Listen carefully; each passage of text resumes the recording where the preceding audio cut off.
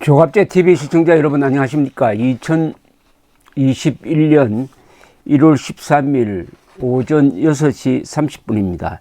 이재명 경기도지사라고 하면은 발언이나 행동이 굉장히 돌출적이고 예의가 좀 부족한 사람, 그래서 인격적으로 좀 인성에 문제가 있는 사람이 아니냐 하는 생각을 지울 수가 없는데, 지금 차기 대권 후보 여론조사에서 1등으로 나오는 경우가 많습니다. 트럼프 대통령처럼 그렇게 무례한 거짓말쟁이를 미국 사람들이 대통령으로 뽑아 놓으니 어떤 일이 벌어지는지 우리가 지금 생생하게 목도하고 있습니다. 한국 사람들의 분별력이란 것은 세 가지입니다. 첫째는 진위 분별력, 피아 분별력, 그 다음에 선악 분별력인데, 여기에 좀 문제가 있다는 생각이 듭니다. 그런데 이재명 지사는 뉴스를 많이 만들어내요. 한국 사람들이 그런 돌출형 인간을 좋아하는 측면이 있습니다. 그런데 돌출형 인간이 필요하죠. 앞장서고 하는 데는 행동대원으로는 필요합니다. 그런데 국가 지도자로서는 절대 건물이 돌출형 지도자입니다. 기업하는 사람은 도박을 할 수가 있어요. 그러나 국가 지도자는 도박을 하면 안 됩니다. 기업이 망하는 거는 뭐 견딜 수 있지만은 국가 지도자가 도박을 해가지고 나라가 망하면 어떻게 됩니까? 예측 불가형이라 하는 말은 높은 자리에 올라가면 안 된다는 이야기거든요. 그런데 어제 이재명 경기도지사가 이명박 박근혜 전 대통령에 대한 사면을 반대하면서 한 이야기가 딱 신경을 건드리네요. 나쁜 일 했으면 벌을 받아야 한다. KBS 라디오 주진우 라이브 인터뷰에서 한 말인데요. 사면은 대통령의 고유 권한인데다가 통치 행위에 가까운 분야여서 이게 쟁점화 되면은 대통령에게 부담이 된다고 말한 뒤에 일반적인 말씀은 드릴 수 있다. 본인들이 나는 잘못한 거 없다, 내가 뭘 잘못했다고 그러냐는 태도를 취하는데, 용서를 해주면 앞으로 권력이 있으면 다 봐주는구나 라고 생각할 수도 있다. 예방 효과를 거두기 어렵다. 다른 사람들이 나도 돈 많고 힘세면 죄지어도 봐주겠네 하면 이 사회가 어떻게 되겠느냐. 절도범이나 배고파서 빵 훔친 사람들도 징역을 살게 하는데 그 사람들은 왜 징역을 살아야 하느냐. 형평성도 충분히 고려해야 하고 응징 효과도 있어야 하고 다시는 이런 일이 생기지 않도록 하는 예방 효과도 충분히 고려해야 한다 라고 말했다고 합니다. 그런데 이 말, 나쁜 일 했으면 벌을 받아야 한다. 그런데 나쁜 일 했는데 벌을 안 받은 사람이 바로 이재명 지사입니다. 나쁜 일, 거짓말 했는데도 벌을 안 받았어요. 그것도 방송에 나와가지고 선거 토론 중에 거짓말을 했는데도 벌을 안 받았습니다. 본인은 나쁜 일을 하고도 벌을 안 받았는데 박근혜는 나쁜 일을 했으니까 벌을 받아야 한다. 지금 구치소에서 3년 이상 살고 있는데 더 받아야 한다? 더 살아야 한다? 그런데 박근혜 전 대통령에게 씌워진 혐의라는 게 어마어마한 것 같지만은 딱 핵심이 뇌물을 받았다는 건데, 그 뇌물은 제3자 뇌물죄를 적용해가지고 본인이 안 받은 것도 본인이 받은 것으로 경제공동체 개념으로 엮어가지고 징역 20년 이상 선고를 했습니다. 자, 한 푼도 안 받았어요. 그런데 이재명 씨는 더 살아야 한다라고 주장을 합니다. 더 살아야 한다. 본인이 반성할 때까지 더 살아야 한다는 취지인데, 자, 한번 이재명 씨가 나쁜 일 하고도 벌 안 받은 경우를 제가 소개를 해드리겠습니다. 이 뭐 널리 알려진 사실인데, 작년 7월에 대법원 전원합의체가 이재명 지사가 선거운동 기간 중에 거짓말한 부분에 대해서 1심, 2심은 다 유죄로 선고를 하고 당선 무효형에 이르는 형량을 선고를 했는데 무죄 취지의 파기환송을 해가지고 결국 무죄로 확정이 됐습니다. 그때 12명 중에서 7명은 무죄, 5명은 유죄 쪽이었어요.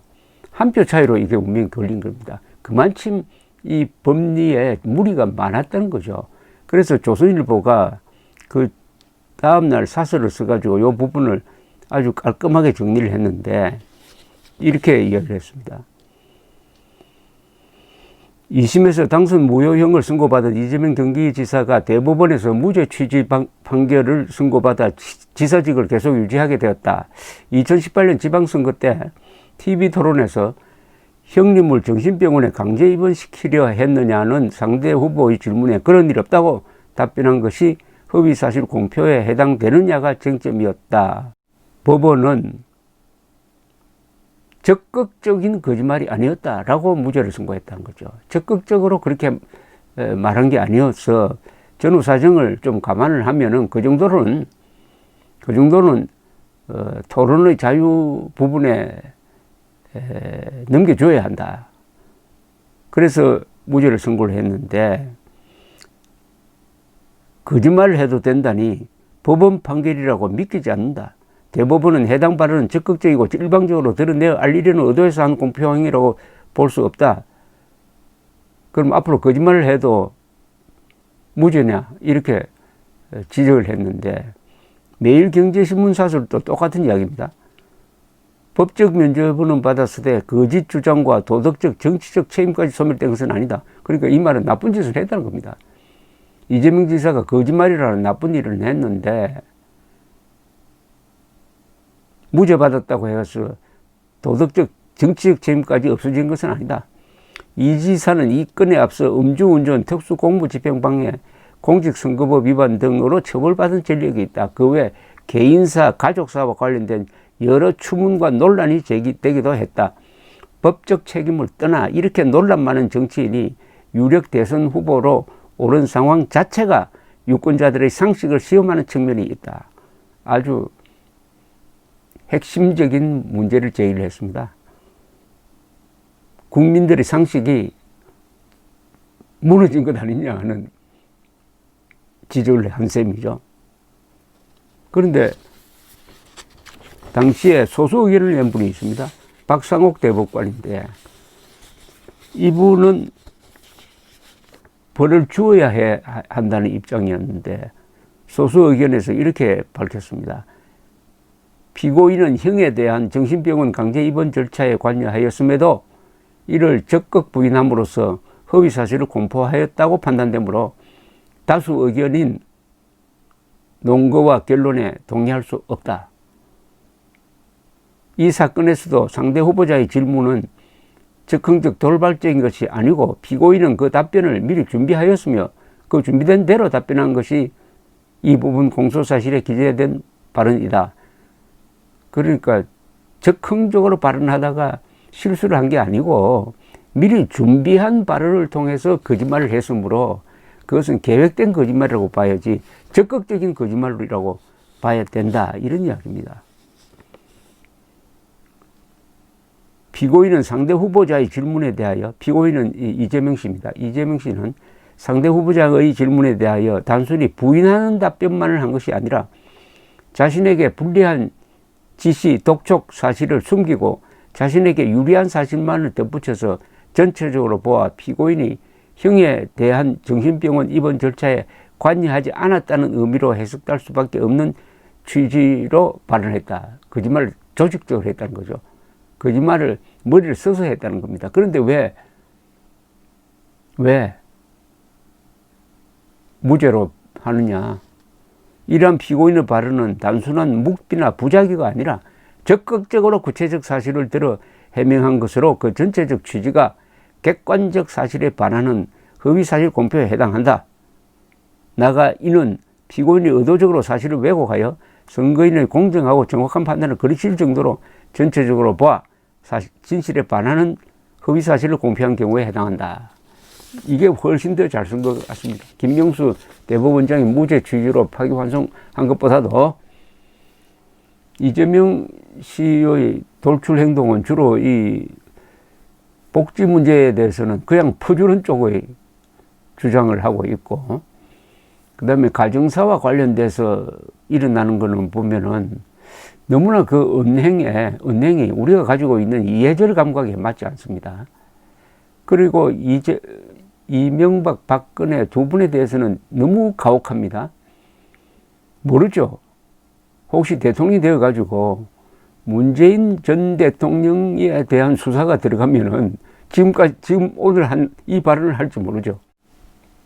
문재인 대통령이 퇴임하면은 문재인 대통령에 대한 형사 처벌을 요구하는 여론이 들끓을 것이고 아마도 그걸 막기 힘들 겁니다. 그럼 그때 이재명 씨가 혹시 대통령이 된다면은 그 문제에 대해서 나쁜 일을 했으면 벌을 받아야 된다라고 말할 수 있을까요? 그런 점에서 이 발언에 대해서 문재인 대통령이 섬뜩할지도 모르겠다는 생각이 듭니다. 감사합니다.